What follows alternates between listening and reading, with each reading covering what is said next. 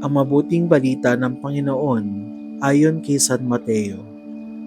Noong panahong iyon, sinabi ni Jesus sa kanyang mga alagad, "Humingi kayo at kayo'y bibigyan, humanap kayo at kayo'y makasusumpong, kumatok kayo at ang pinto'y bubuksan para sa inyo. Sapagkat tumatanggap ang bawat humihingi, nakasusumpong ang bawat humahanap, at binubuksan ng pinto sa bawat kumakatok. Bibigyan ba ninyo ng bato ang inyong anak kung humihingi ng tinapay? Bibigyan ba ninyo siya ng ahas kung humihingi ng isda? Kung kayo na masasama ay marunong magbigay ng mabubuting bagay sa inyong mga anak, gaano pa kaya ang inyong ama na nasa langit? Ibibigay niya ang mabubuting bagay sa mga humihingi sa kanya. Kaya gawin ninyo sa inyong kapwa ang ibig ninyong gawin nila sa inyo. Ito ang kahulugan ng kautusan ni Moises at ng turo ng mga propeta." Ang mabuting balita ng Panginoon. Pinupuri ka namin, Panginoong Hesukristo. Humingi kayo at kayo'y bibigyan. Humanap kayo at kayo'y makasusumpong.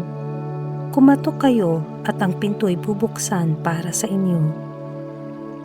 Marami sa atin ang magsasabing hindi dininig ng Diyos ang ating mga panalangin o kahilingan.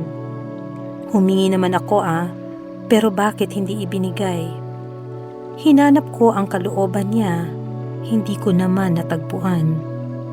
Kumatok ako pero walang nagbukas ng pinto para sa akin. Marahil ganito o tulad nito ang naging linya natin. Ngunit nakalilimutan nating tanungin ang bagay na ito. Ilang beses ba akong humingi? Ilang beses ba akong naghanap? Ilang beses ba akong kumatok?